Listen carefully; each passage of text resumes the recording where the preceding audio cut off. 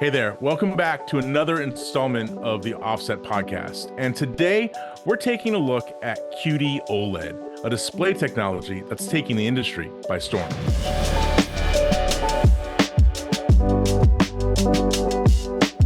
This podcast is sponsored by Flanders Scientific, leaders in color-accurate display solutions for professional video. Whether you're a colorist, an editor, a DIT, or a broadcast engineer, Flanders Scientific has a professional display solution to meet your needs. Learn more at flandersscientific.com.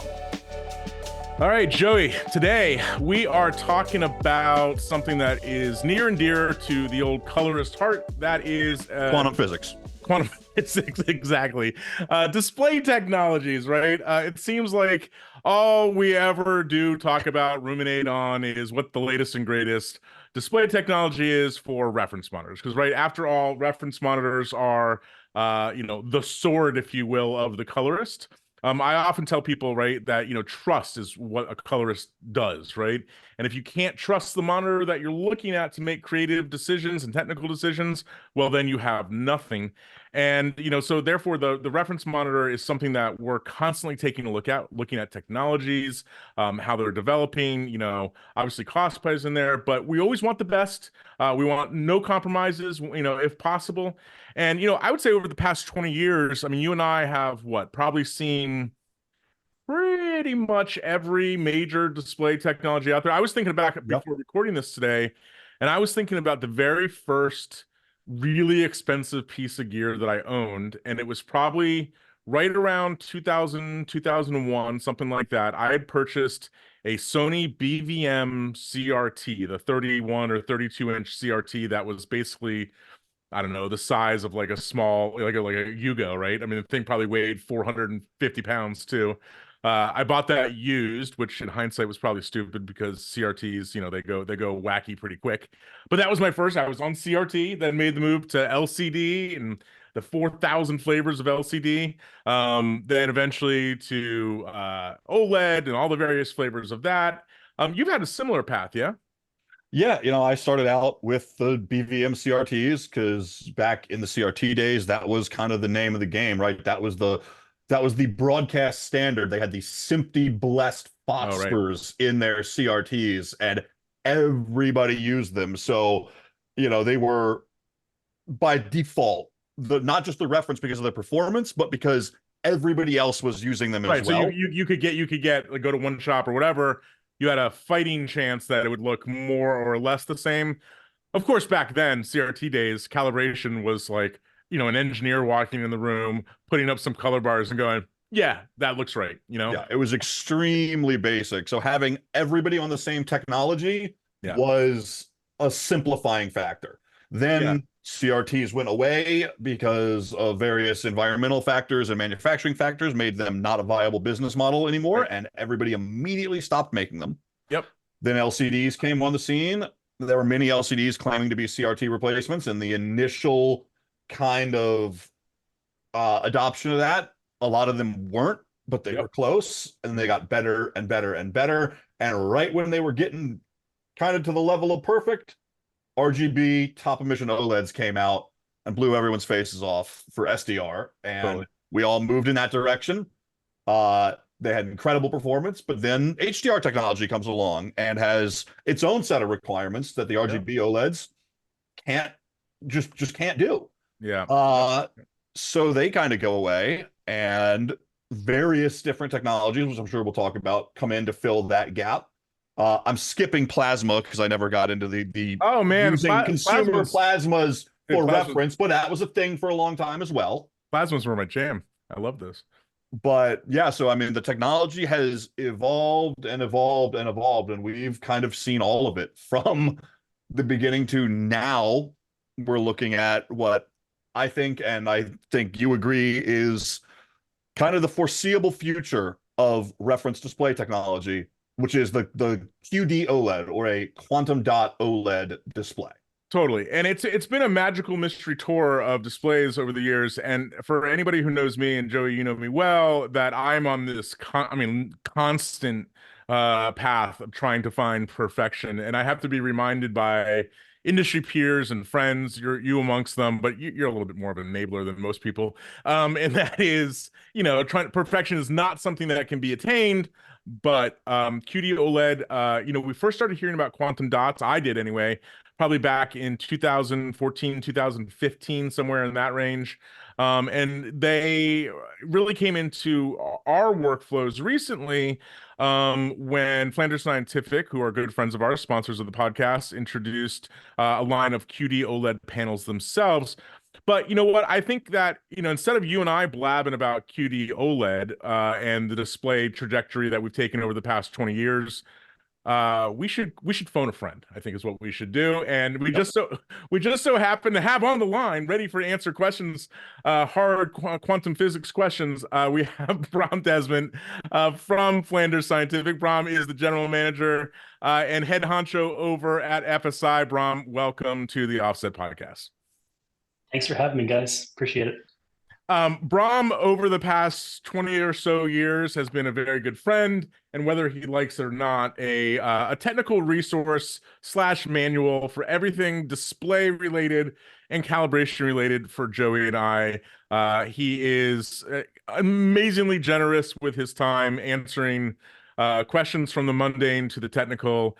And don't let him kid you, even though he likes watching Formula One and going out into the woods and camping with his family, he is a geek at heart and does love talking about displays. So we're gonna, for the next half an hour, 40 minutes or so, we're going to sort of dig into that. So Bram, thanks again for being here. And the first thing I kind of want to ask you about, or start, sort of as a discussion starter here, is how did we get here, right? QD OLED is this new thing that everybody's, hot to trot about, and we'll talk about that in depth.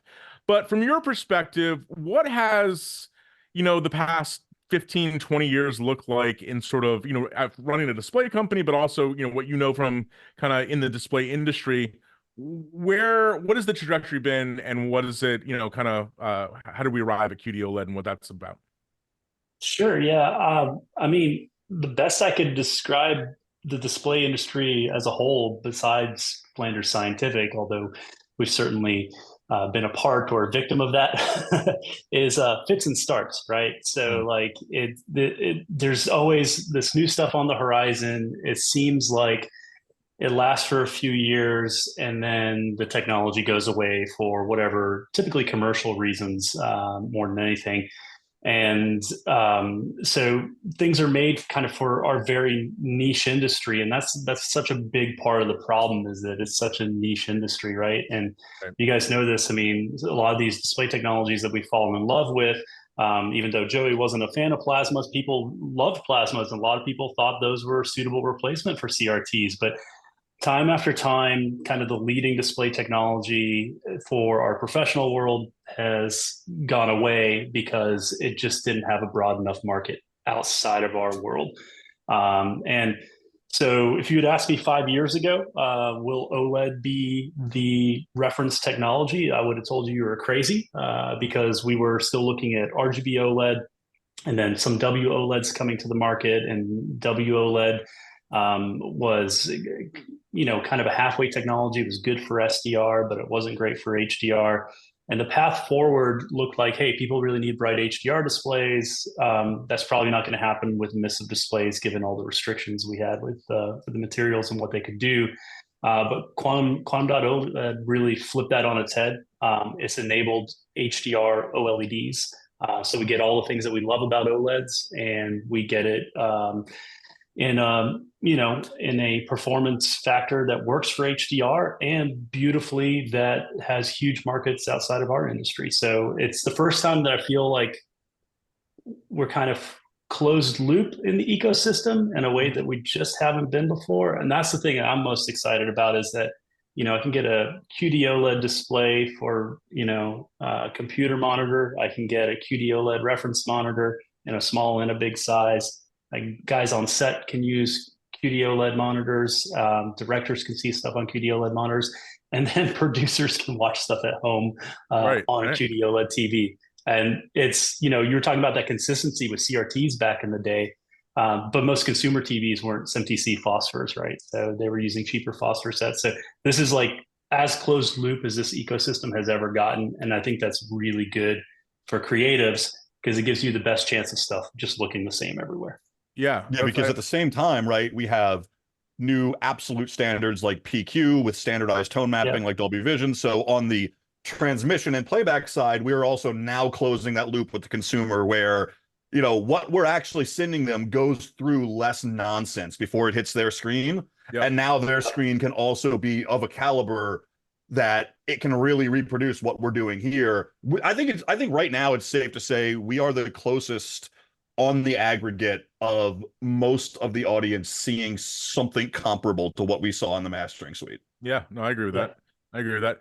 Now, guys, to me, I don't know. I know both of you are much more knowledgeable about the technical side of this than I am, but I remember the first time that I heard quantum dots, and I was like, oh, okay, so I know what happened here, right? An engineer went to some marketing guy and said, hey, man, we got this cool new technology, but we don't know what to call it. And the marketing guy was like, how about quantum? Oh, better yet, quantum dots, yeah, exactly. right? All right, so let's start there. Quantum dots. Is this a marketing thing only, right? Or does this have some base in reality? Because when I hear quantum, I think, you know, quantum physics, science fiction, quantum entanglement. Is my monitor going to be quantum entangled with Joey's monitor at home and they show the same thing? Like, what's going on? Why do we call this quantum dots? And how does quantum dots work? So the really cool thing about this is that it is actually not marketing BS. Like this really, this term quantum is actually used appropriately.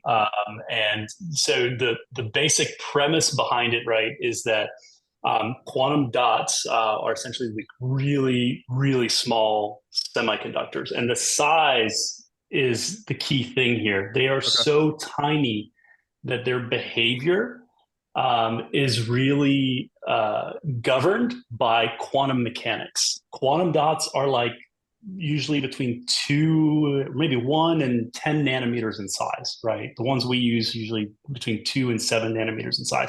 You're talking like 1/10,000th the width of a human hair. Right? Yeah, so, it's only a few times bigger than the strand of DNA. You know, when we talk about the term quantum, right? The term quantum specifically refers to a size, not a realm, right? Quantum mechanics refers to the interaction of subatomic particles, as in particles smaller than the atom. So we are dealing with incredibly small scale, and the cool thing is that the physics changes at that scale, right? Everything above that, we think of it as like Newtonian physics, right? Like opposite but equal reaction. You hit the ball moves, right?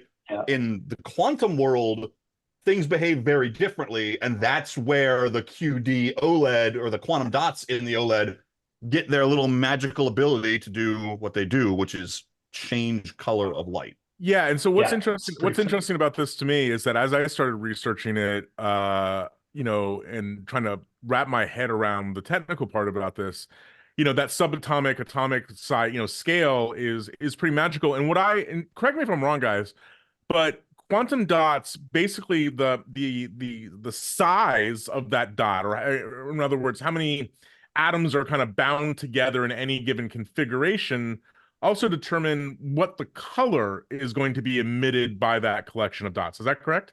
You're right about the size, Robbie, in that the nanocrystals for like the red and the green are exactly the same material. It's just the size that makes it different.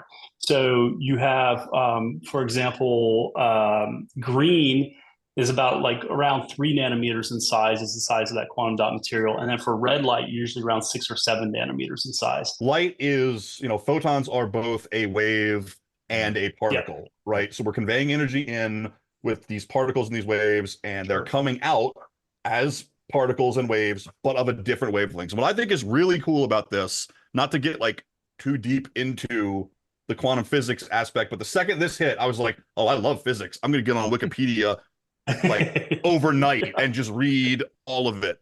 And I'm sure we'll have somebody in the comments that knows more than me, but my general understanding of this is that at that small scale, right, just like an electron can only occupy certain energy levels. There's no smooth movement between certain energy levels. Bram, like you said, quantization is discrete levels, right? So the photons at their scale can only occupy certain spaces, right? They can't be a gradient. So when you force them through a pipe of a certain width, something called quantum confinement happens, where they restructure themselves in those finite areas corresponding to the size of the medium they're going through, and that equates a new wavelength. So you come in as blue, which is a very short wavelength, and you go out as a longer wavelength, different wavelength, whatever the scale is of the quantum dot material you're going through. You start with a light source that's a blue OLED material,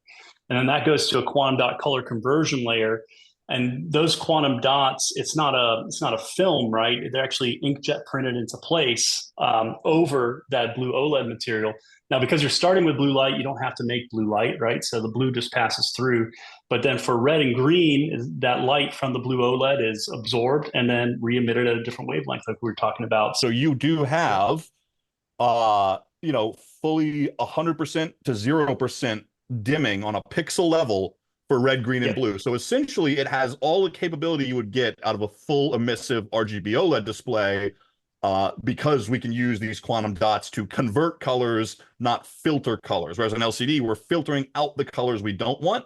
Here, we're only emitting the colors we do want. And I think that is what leads to some of the incredible performance we're seeing with these displays. So, I mean, Bram, could you tell us a little bit about why this particular display technology is such a high performer in both SDR, HDR, and the metrics we're using to kind of look at these displays and say, okay, this really ticks all the boxes, right? We're not compromising for HDR anymore.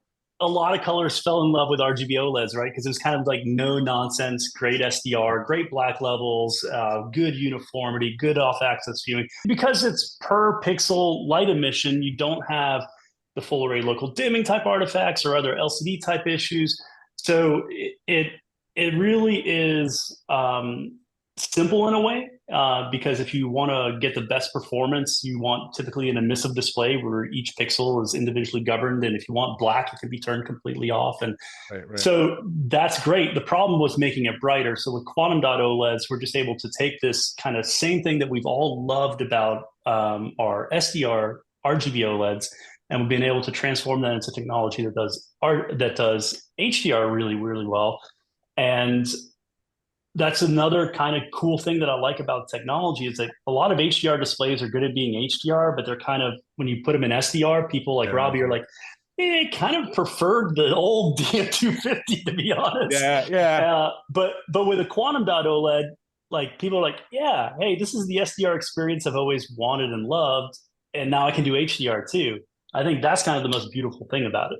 So it strikes me looking at like images of like the, I don't know what the word for it with the layer stack or the back plane of these monitors, right? It also strikes me that when you compare traditional LCD designs, phallic designs to QD OLED, there's a lot less going on there in terms of the actual stack. So I'm not a physicist, but it would seem like you have a lot less loss, a lot less loss of light and kind of filtering going on, and potential places where there are, additive mistakes made to that stack that, reduce performance. Is that I know that's a simplified way of saying it, but like, no, you're 100%. I mean, the stack is smaller, right? The stack is stupidly simple. You have an oxide backplane that drives the EL OLED material, and that EL OLED material then excites the quantum dot material, and you're done.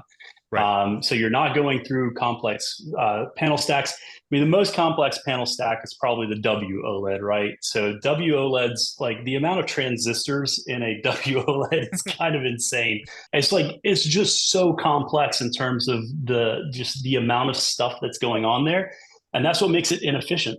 And that's the other thing about QD OLEDs. Like, why do they do HDR well? But because there's not a bunch of crap to go through. It's a very efficient system. Well, it strikes me too, talking about W OLEDs, let's stop there for a second, because for, I don't know, maybe almost going on 10 years, it seemed like W OLED was like the hope of the industry, right? The term LG OLED has kind of become like Kleenex and tissue, right? Everybody's just sort of like, okay, well, we have an OLED on the wall, and all the times they're referring to W OLED. And my experience with them initially was, wow, they look beautiful. They're a pain in the ass to calibrate, but they look beautiful. And that progressed over the years to where, like, oh, man, these things can get pretty darn perfect in SDR. But when we started transitioning to over to HDR, it seemed like we had this big divide happen, right? The people who were like, well, no, I've bought this reference monitor and it's good enough. And then you had people like, Joey and a little bit yourself being like, yeah, it's cool, but there's some problems. And let's talk about volumetric collapse, because I think that's something that a lot of people really don't grasp all that well. And it is one of the things that QD OLED, really a big issue that QD OLED solves, right? Compared to W-RGB OLEDs. What is volumetric collapse, and why were we seeing it on W OLEDs? Why is it a non-issue on QD OLEDs? Yeah, so display color volume collapse is kind of the terminology I've been encouraged to use by some of my color scientist friends. And so normally, we represent colors out of grading systems. Everything over the wire essentially ends up being red, green, blue, right? And red, green, and blue combined give us white light. Well, with a W-RGB, you don't really have that, right? So you have 4 subpixels in that white. You often hear it referred to as a boost, right? But it's not just a boost. If you look at the way that most WOLEDs are driven, you never drive all 4 subpixels at the same time, typically. You typically do a combination of red and green plus white, or blue and red plus white, or some sort of combination like that. And for SDR, you can make that mimic an additive system, even though even at SDR levels, it's not truly behaving in an additive way, but you can mimic that behavior. But in HDR, you can't. And all that simply means is if you've got a display that does 1,000 nits, you should be able to do the green component of that's going to be the brightest thing, right? So you add literally your green, red, and blue channels together, and the luminance of all of those pegged at 100% should give you the peak white if you add up all the luminance values. And what ends up happening is that 1,000 nit display should be able to do well over 600 nits, but a lot of these early WOLEDs are maybe doing 200, 250 nits. And so the reason it gives a pleasing experience for the home and with tone mapping employed and sorts of things like that is that, a lot of those bright speculars do happen to be kind of along that neutral axis, right? So like a bright headlight, a street light, it's relatively white. Where you get killed on those is, a bright neon green sign, bright red neon green sign, a bright Sunset, grass fields. Like yeah. Exactly. So these, maybe not as natural colors, but things that do happen in content. And when you see one of those on a display that has display color volume collapse versus one that doesn't, it is pretty striking. You get that beautiful red sports car that just looks flat for some reason when it's out in the sunlight. And so with a truly additive system, you don't have that. And most systems, most display systems, LCDs, QD OLEDs, RGB OLEDs are all additive. The problem with it is you don't know. Everything looks normal to you until you see it on a display that is additive. And then it sees those code values. You're like, oh, well, what did I do? That's kind of like the insidious thing about this, right? Because I've gotten into this argument with colorists all over the world. It's like, no, I have my LG OLED. Mine is the good one. I have the whatever somebody said was the right one to get, and somebody came and calibrated it. I can master HDR on it. And you can make a beautiful HDR image on it. Sure. Yes, because the failure mode of that volumetric collapse is very pleasing to the eye. But it's to go white too, right? Like those highlights just become neutral and kind of white. Right. It looks filmic almost. It's beautiful. That's why they're great they're great, just TVs. HDR content looks beautiful on a WOLED, just watching it as a viewer. What concerns me as a colorist, like Robbie, you said earlier, knowing the actual truth of the image is our job, right? Yep. So if there are wide swaths of color in the HDR signal that you just can't see on this display, you can't master with it because, okay, you could have hot pink highlights and never know and think I did the greatest grade in the world. And then you play it back on a display that has a full HDR color volume, and your highlights are hot pink. You would have never known. It's funny because as Joey said, we've had this discussion and sometimes varying into arguments with people for years, and like, this is BS. Like, that doesn't happen. You're an elitist. You're a snob. There was so much, like you said, there was so much hope around the LG OLEDs for the Well, industry that people got really emotionally attached to them being the be all end all, and they do not like hearing that they're not. especially at the price, right? They didn't want to hear it, and it was funny because Joey and I have been evangelizing this issue for a long time, and it's one of those things where like people like they just have to see it side by side. But I want to pay you a particular credit, Bram, and the FSI design and marketing team for this as well, because you guys came up, and we'll include this in the show notes for the show, right? But you guys came up with this, I think, just perfect explanation graphic that shows, okay, here's red, green, and blue on a W-RGB OLED, and this is what they're hitting nit value wise, and this is what it is on the QD OLED, and you suddenly go, oh, that's what it means by volumetric collapse. That my red is not this red; it's kind of a maroon, darkish kind of thing, or my green or my blue or whatever, and that really dials it home. I don't want to poo-poo W-RGB OLEDs in general, because one thing I think they have done for post-production color grading industries on a whole is that they've opened the door for a lot more people to get really much better images in general, right? They've been able to see things that look much better, UHD size, whatever, right? But with that said, I think that the arguments for W-RGB OLED as mastering do have problems, as we've explained. Now, another thing that kind of strikes me, going back to the panel stack kind of thing, right? One thing that I've always been super sensitive to about with reference monitors is viewing angle, right? One of the stopgap technologies that appeared a number of years ago was the LMCL technology, right? Where we were kind of not we, but the industry was kind of stacking LCD planes on top of each other, and making these great LCDs that had OLED-like performance in terms of black. But I don't know, man. I don't know if you've had the same experience. They look great when you are perfectly dead on to the monitor, right? But you go a little bit off, they start warping color and changing contrast. And I've actually found the same thing with the W-RGB OLEDs to a lesser extent. In our main review suite, we have a big W-RGB OLED in the front. And if you're not, in that cone of, a few degrees off center, it does change a little bit. It seems like maybe this is a placebo effect, but it seems like QD OLED has really kind of fixed that problem to a large degree. And I'm wondering if it is a byproduct of that much less complicated, layer stack within the panel. Yeah, I mean that's a huge part of it. So what the panel manufacturers who make the panel manufacturer who makes the QD OLED panels will tell you is that if you look at the light dispersion from those, it's truly kind of dome shaped, very what they call Lambertian, right? So like you have this really even and just super subtle fall off that's really not very specific. So like at 60 degrees off axis, which is hugely off axis of the display, right? These things still have over 80% of the luminance you have when you're standing straight in front of the display. All these people put these big displays in as client review displays, right? Because that's what clients were starting to expect. Right. And the problem was that, trying to get a client to sit where you want them isn't always the easiest thing. You guys would know this better than I would. Here's your mark, right? Here's your mark. Exactly. It's like, right? There's an X here. You have to stand there. And the problem it's with one of those those things is too, where like, as a monitor customer, right? As somebody shopping for a reference monitor, you might think, okay, viewing angle, I can deal with it, right? Yeah. But when you put it into the context of I'm going to be working with this every day, I'm going to have clients looking at it. I made that call.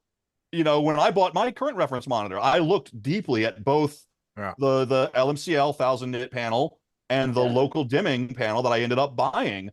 And yes, as we'll talk about, local dimming panels aren't perfect either. They have their own set of idiosyncrasies that you have to deal with. But I felt that the viewing angle was so bad comparably between the two that I felt so much more comfortable with this, because I could kind of move my head around a little bit and be comfortable where I was sitting without seeing visible color shifts. On the OLEDs and even more so on the LMCLs, I feel like if I shift my chair a little bit, I see slight shifts. And when we saw the first QD OLED panel that we saw, and you walk in the room and you just kind of do a circle around it, I mean, Yeah. it's like in terms of viewing angle, it's like nothing I've ever seen Well, since the CRT. I'll give you a practical example of this. So Joey's right. We did. We should also say that we did. We were lucky enough to be invited by FSI and Bram down to their Atlanta offices last summer to kind of see a prototype version of the first, their XMP 550, which is now shipping, of course.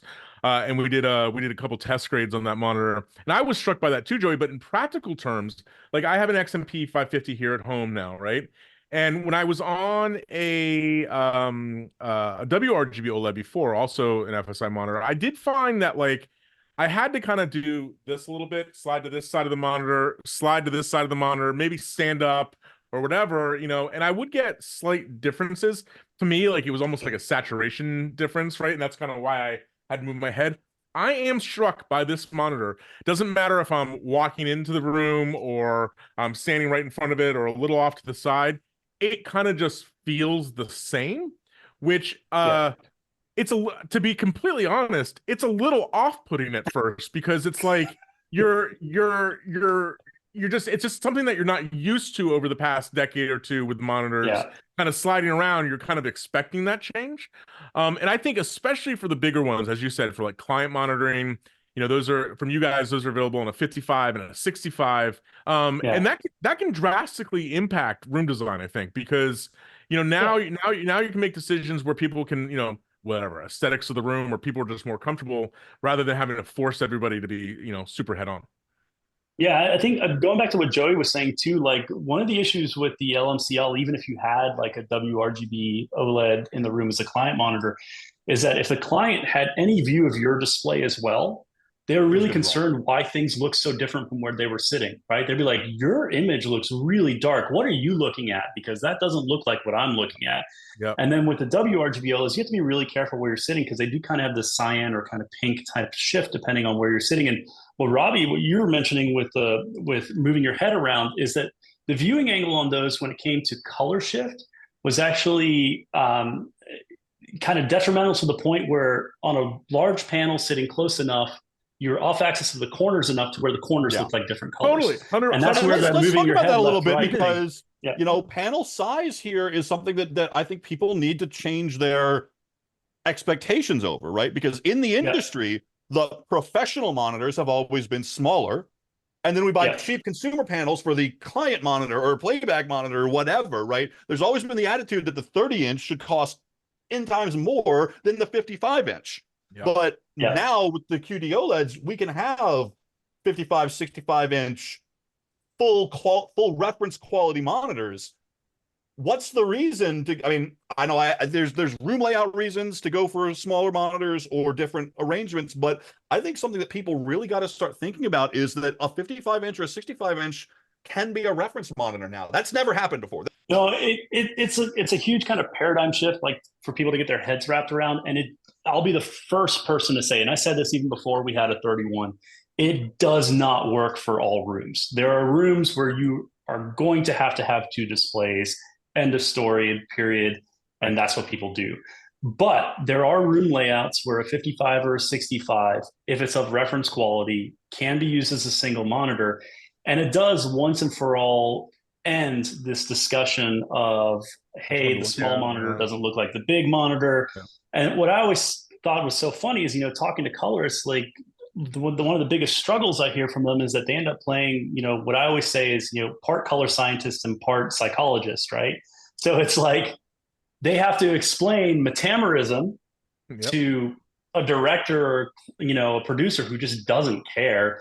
Their eyes roll to the back of their head, but you have to explain why these things don't look the same because they're different display technologies, and even though they measure the same, they may not, appear the same to you. I won't build a room that has two monitors in the same eye line. Even if I have to have two monitors, I don't like to have them visible at the same time for anyone. Or you could be like Robbie and just be so OCD level about it that you're calling Bram at 1 o'clock in the morning and be like, how do I get these 4 pixels to match? But that's a sidebar. We'll go on from. But here, and the thing is, like, so the fundamental problem with that is, yes, you can perceptually match for the colorist. Right. Then you have a client who walks in the room that sees a little different. Maybe they're 20 years older than you or younger than you. Totally. And you can be pretty much guaranteed that the match for you won't be the match for them. In those multi-monitor rooms, I personally, and I know I'm in the minority here, I don't believe in perceptual matching. Like I said, I would rather put them in such far away angles that you can't see them together. Right. And then, Right. yeah, okay, if you put them together, maybe the W-OLED will look a little bit redder than the LCD. Yeah. But I set up the room so we don't have to do that because, again, it all comes back to you need to know that your image is right, and you need to be able to stand behind that because you monitored it correctly. And that kind of Kentucky windage to line them up is not going to work for everything. No. But you have much tamer clients than most people then, Joey, because the thing I always hear from colorists is, I set it up so they can't see both at the same time, but they stand up and they walk up behind you. That happens. That happens. And that happens, right? And that's the thing. There's no perfect answer until now. So I have a couple more technical things I want to discuss real quick. Sure. And I have been back and forth on us. Bram, you and I have even talked about this a little bit, but for our listeners and the people watching, I want to just dive into this for a second because to me, it's a real thing. But I'm starting to think that maybe it's a little bit of a placebo effect, and that is the first time I've sat in front of one of these QD panels, and I said this to you last summer when we were down in Atlanta, and I still feel this way every time I sit in front of it, is that it is like a weird black hole of a monitor, and it's really hard to describe because it's not black level per se. It's just that there seems to be like this. I'm going to borrow the quantum physics again, this physical force or aura surrounding these monitors where it just feels like a black hole. Like it's almost like 3D to a point. And I think you've told me that this is a reflectance issue. Can you just kind of expound upon that just a little bit? Because it's something I've been trying to describe to people who have been asking about, oh, should I get a QD OLED? Like, what's it like? And this is one of the things that I'm most struck by. And I think other people looking at these displays for the first time might be struck and kind of not know what exactly it is that makes them feel that way. Yeah, we get this. It feels like I'm being sucked into a black hole type of thing from a lot of people. But part of the reason for that is that these have what they call a really low specular component included reflectance.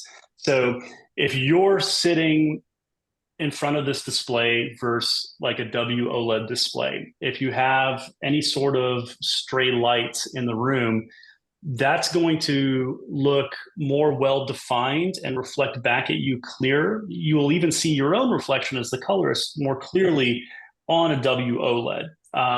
Whereas you get definitely a more muted reflectance off of the QD OLEDs. And the QD OLEDs are really interesting in that they have this, they're glossy. If you look at them in a bright room, you can see that it's a glossy panel, but they feel a lot like matte in a lot of ways. That's the thing that really trips people up. The kind of explanation behind that is that it has a lot to do with where kind of that oxide backplane in the panel stack sits. So it actually doesn't sit at the back on a W-OLED. It sits higher up, and that makes it act like a little bit more like a mirror. With the QD OLEDs, it sits at the back, and the panel, in a sense, absorbs that stray light, which in a dark grading room means that any little bit of stray light kind of does get sort of sucked in, so to speak. So it is a black hole. it is kind of a black hole. Like if you have a W-OLED and an LCD and a QD OLED in the same room and you just shine a flashlight on them, right? Yeah. You will see visibly way less flashlight on the QD OLED, even if all three displays are turned off. Yep. You will see less. On the flip side, if you use these in much brighter environments, you'll see that the black level does get raised a little bit, right? Because it's kind of like absorbing that light. So that's kind of the flip side of that equation. And you'll hear people talk about it in a lot of different ways. I think for a grading suite especially, it becomes this really great thing because it means you're a lot less likely to be distracted, because people like the look of glossy.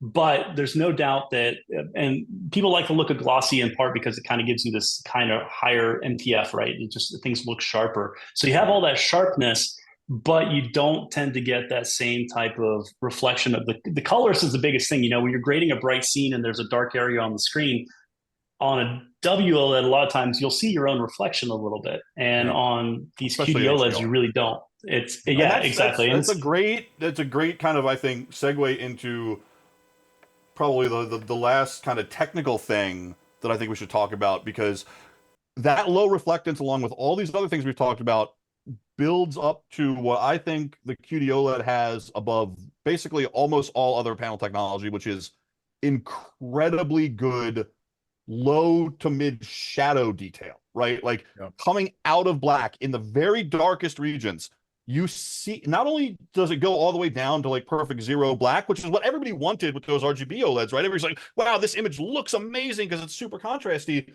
But they were kind of a brick wall on the lower end of the signal range. You lost a lot of gradation. And when I moved from an RGB OLED to an LCD, when I got the XM310K, I honestly, even though, yes, the black level of the LCD is a little bit higher, Robbie will tell you, I've said since day one with this thing that I feel like I was a better colorist because I could see deeper into the blacks and see color tints and details in the shadows. I get that same feeling with the QD OLED. There is no steppiness or noise or cutoff of detail. Everything in the darkest darks has an incredible amount of detail still in it on these panels. And can I add to that? And Bram has heard me whinge about this for years, right? And that is, I agree with you, Joey, on the fallow displays and the slightly lifted black level, especially in SCR, being able to kind of see shadow tints. And I experience this all the time when I would grade something at home, right, on a W-RGB OLED and feel happy with it, bring it to the studio to do a supervised review, and then I'd be like, oh, I'm noticing these shadow tints, or it just didn't translate as well as I would. And so I went through this rigmarole where, like, okay, I was gonna, lift the brightness on the W-RGB OLED a little bit. I was gonna take a little red out of it. I was gonna do all of this perceptual BS to try to get a grade to translate from working on at home, where I work a lot, going to the studio. And it was just, I mean, I love the XM310K, but that workflow for me was just always problematic. I could never, ever get it to be perfect. So fast forward a little bit, I get the XMP550 at home, and kind of simultaneously with some improvements that Bram and the development team have been making the software and stuff like that. I'm at this point now where I have 100% confidence in doing a grade on the QD OLED at home, bringing that to the studio where we still have the XM310K, and getting a spot-on, flawless translation from one to the other, right? And yeah, I mean, I think if I had them side by side, there'd still probably be a few little kind of minor perceptual things, but that big, like, oh, this feels wrong thing has completely disappeared for me, using QD OLED, going back to a fallow display and back and forth. And I don't know why I should say, I don't know what that is, but it is really, like, for anybody who's on the fence about this, like, that translatability to other displays, even when I factor in iPads, iPhones, mobile, laptops like that, I honestly feel that with the QD OLED, I'm getting the best translatability, if that's actually a word, than I've ever gotten on any other display technology before. Yeah, I think that's an important point too, actually, is that the way that SPD, of the spectral power distribution of this display, kind of outputs, you also get something that does, without having to use an alternate white point, which we haven't talked about, right. People often do on WOLEDs or on especially RGB OLEDs. It just tends to translate better to all these other technologies. And if you look at like the SPD of a QD OLED versus the older RGB OLED panels and something like a DM250, they are different. And they're different in a way that avoids having to do that. And you don't tend to have, aside from low light details and those types of things, you also don't have this kind of white point kind of feel that's different. You can just use straight D65. And things just translate well. But I agree. That's one thing I love. It's like I look at something on a QD OLED, then I look at it on my iPad or my MacBook or whatever, and all these displays using like especially like PFS phosphor backlights and things like that. It all translates really well to those technologies, more so than the older OLED technologies did. It was to the point where I was grading skin tone specifically to feel a little wrong to me. Right? Yeah. I would look at it in a WRGB and I'd make them maybe a little yellower than I think that they actually should be for that translatability. But now I'm having the experience of I just grade it the way I feel like it should work, and it's working everywhere.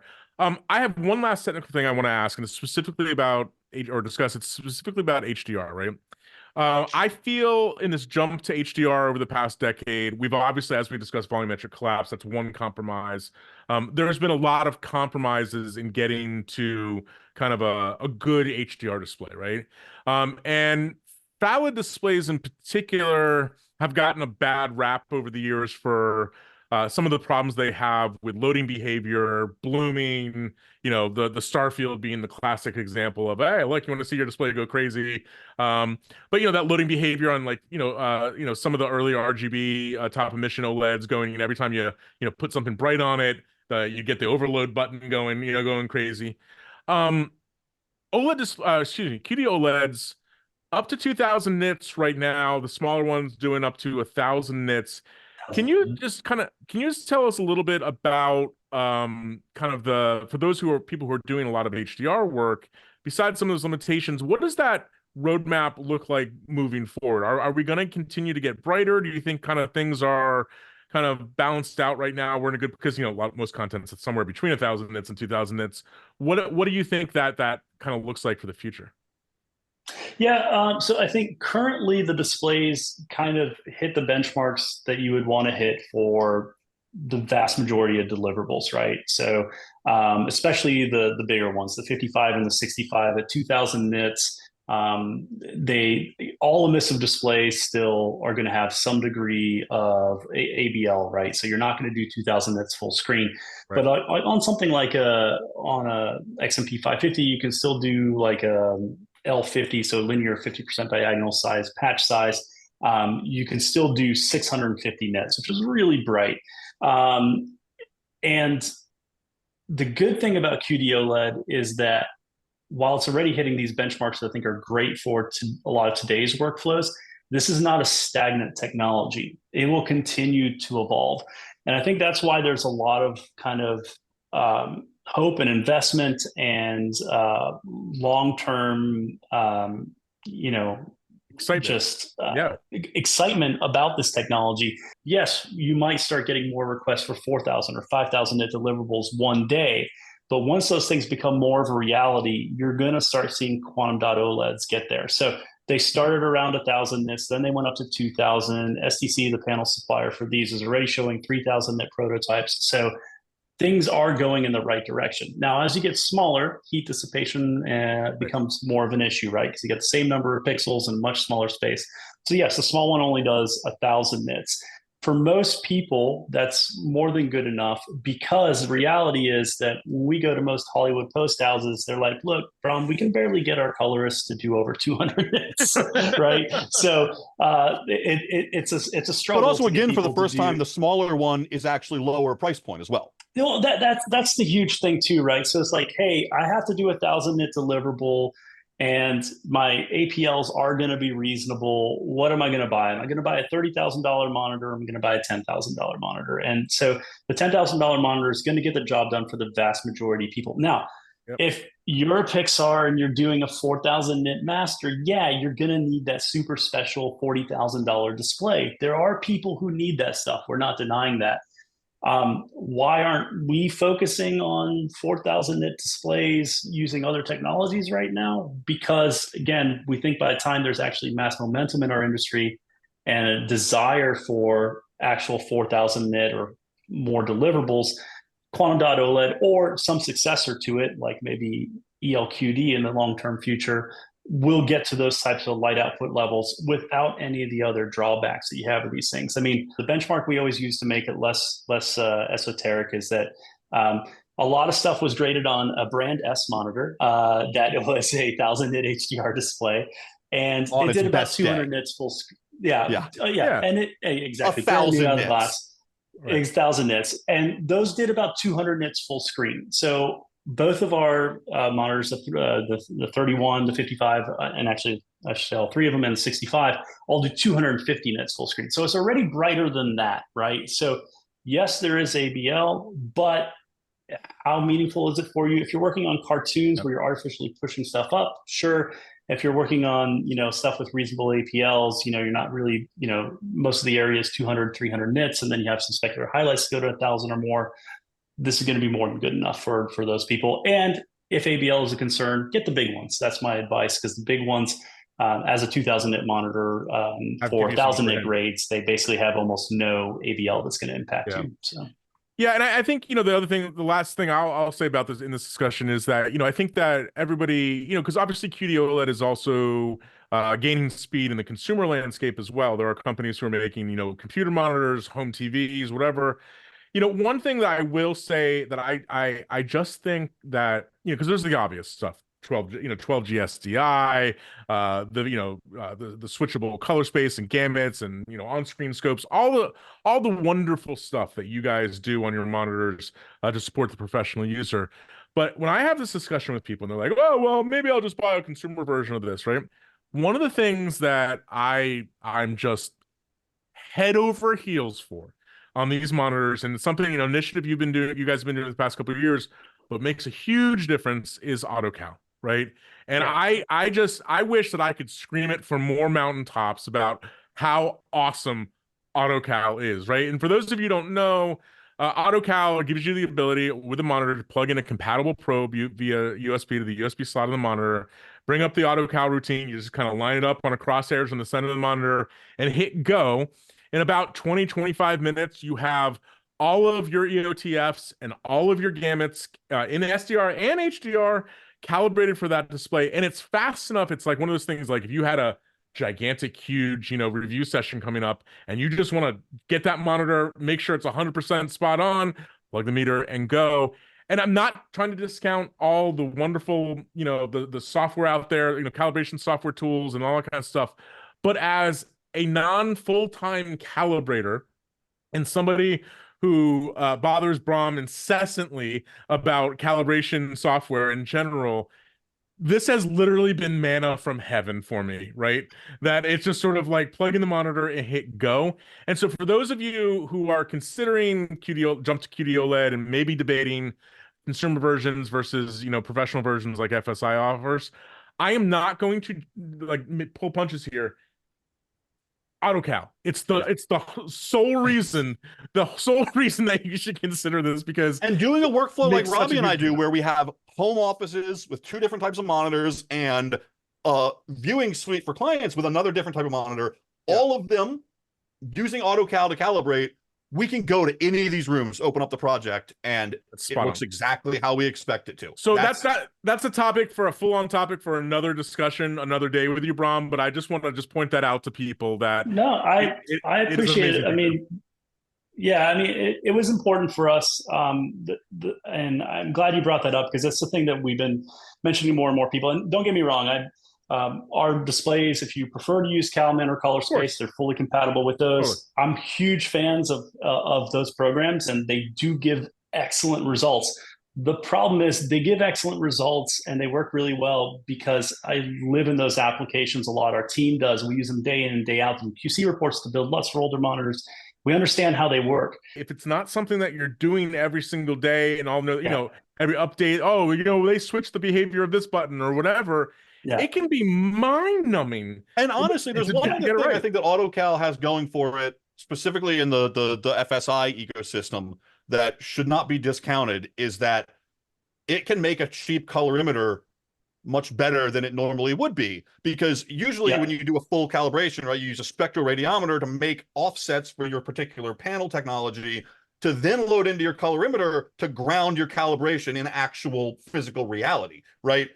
Your calibration will only ever be as good as those offsets in your colorimeter. And one of the things that FSI does is they will sell you I forget what are the lower level colorimeters that you guys sell that you can preload with the correct so we have the I1D3DS, the CR100 for XMP. The brighter ones we do recommend the CR100. We are working on I1D3DS compatibility for at least the 310. We might do it for the bigger models. We're still testing that. But you're right. We load in those matrices, and that helps a lot to give you, an inexpensive probe that matches, a $20,000 reference spectra, and that is a huge part of it as well, Joey. You're absolutely right.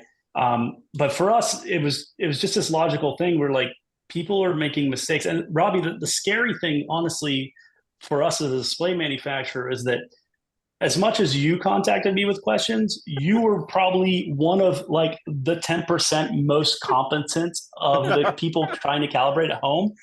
And that was the scary part, is like, man, if Robbie, who's explaining this to other people and does know this stuff, is calling me with this many questions, like, how is everybody else doing this?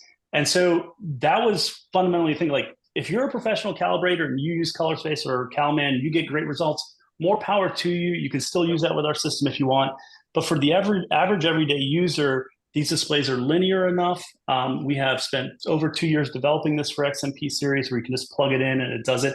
And again, it calibrates for everything. That's the other important thing, right? It's like you could spend all this time getting a perfect P3, PQ full range calibration, and then you got to do it again. Delivery spec, and like, oh, you got to do 2020, and you're like, oh crap, I got to pull out my computer again. I know, Whereas man. Here, you just make a new selection, and it just works. And so that's a huge part of it. Is just the simplicity. Like, I will even say, like, if you were to spend 3 hours calibrating with Color Space for a particular target, you might even get slightly a lower delta E values. I'm not even denying that. But the thing is, are you going to get it right? And with the AutoCal system, it's going to do a good job. Robbie, you sent me your D figures. They look pretty impressive. So we do a pretty good job, we think.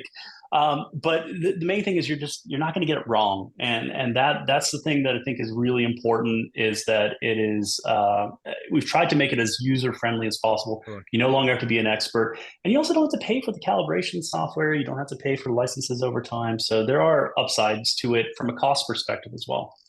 Excellent. Well, Bram, we can't thank you enough for joining us on this episode to share your thoughts on QD OLED.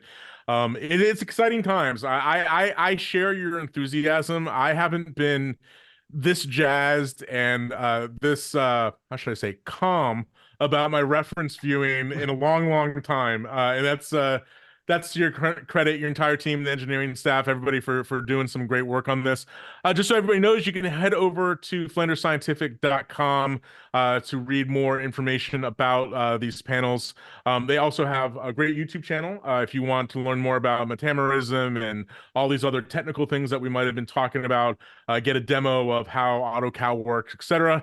And then when you are ready to purchase, and just so everybody knows, the QD OLED line now, the XMP line, is available in a 31, a 55, and a 65. So lots of different sizes to meet your needs, all with 12G SDI, all with AutoCal, and the great features the industry has come to love about monitors. Bram, thank you so much for joining us. Thank you, guys. Really elucidating on a lot of stuff about QD OLED. So for the Offset Podcast, I'm Robbie Carmen. And I'm Joey Deanna. Thanks for watching.